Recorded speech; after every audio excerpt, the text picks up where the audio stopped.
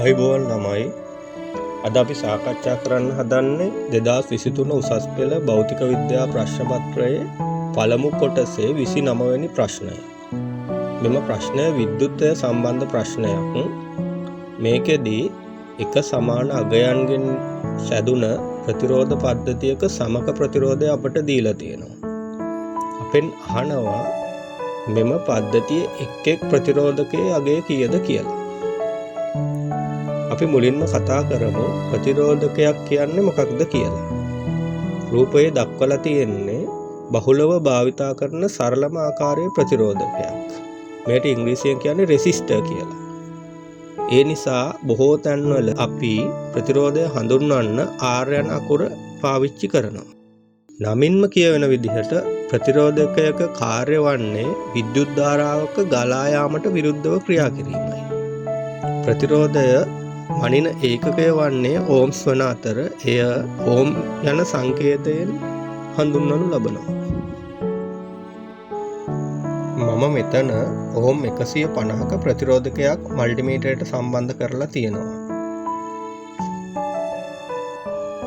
එහි අගය ඕම්ස් 146.1 ලෙස මල්ටිමීටරයෙන් පෙන්වනවා.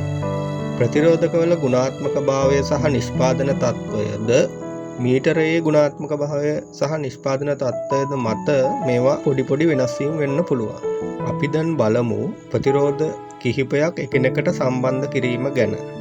මෙහිදී ප්‍රධාන මූලික කොටස් දෙකක් යටතේ අපි ප්‍රතිරෝධ සම්බන්ධ කරනවා. ඒවා තමයි සමාන්තරගත පද්ධති සහ ශ්‍රේණිගත පද්ධති.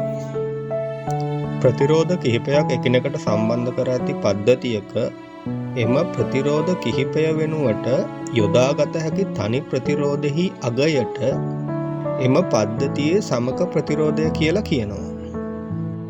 රූපයේ දැක්වෙන විදිහට සමක ප්‍රතිරෝධය සොයා ගැනීම සඳහා අපි මෙම සමීකරණ භාවිතා කරනවා.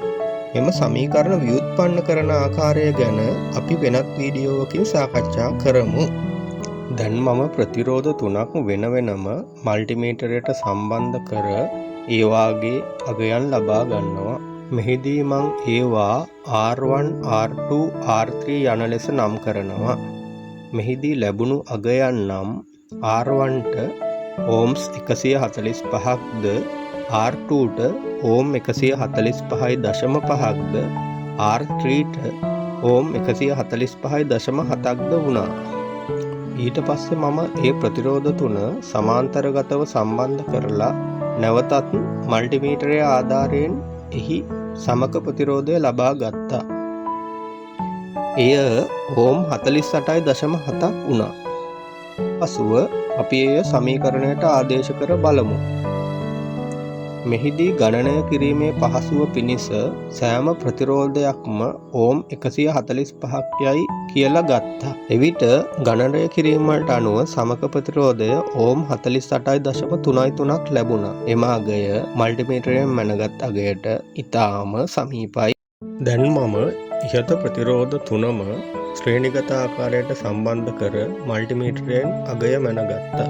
එහිදී මට ලැබුණු අගය වන්නේ ඕම් 433ක්. ඉන්පසුව එම ප්‍රතිරෝධයන්ගේ අගයන් සමීකරණයට ආදේශ කර අගයක් ලබා ගත්තා. එහි අගය 436.2 ඕම් වුණා. එහිදීද එම අගයන් ඉතා සමීපව ලැබුණා. දැන් අපි 2023 භෞතික විද්‍යාව පළවෙනි කොටසේ 29 වෙනි ප්‍රශ්නය වෙත නැවතත් යමු වෙමු. මෙතන අපිට දීලා තියෙනවා R කියන අගයෙන් යුක්තව ප්‍රතිරෝධ 10ක පද්ධතියක්. එහි සමක ප්‍රතිරෝධය කිලෝෝම් 50ක් විදිහට අපට දීලා තියෙනවා.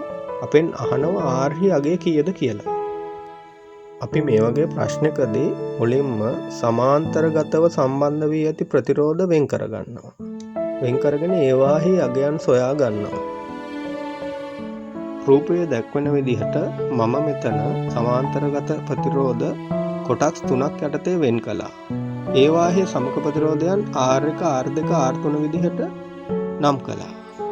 ඊට පස්සේ සමාන්තරගතව යොදන ප්‍රතිරෝධවලට යොදන සමීකරණය යොදලා R1, R2, R3 හි අගයන් සොයාගෙන නැවත එම අගයන් යොදා ගනිමින් පද්ධතිය ඇන්දා. ඊට පස්සේ අපට ලැබෙනවා ශ්‍රේණිගත ප්‍රතිරෝධ 4ක පද්ධතිය.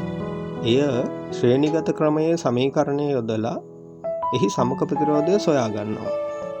දැන් එම ලැබුණු සමීකරණය කිලෝ ඕම් 50ට සමාන කරලා විසඳලා R අගය සොයාගත්තා. එය කිලෝ ඕම් 24ක් ලෙස අපට ලැබුණා.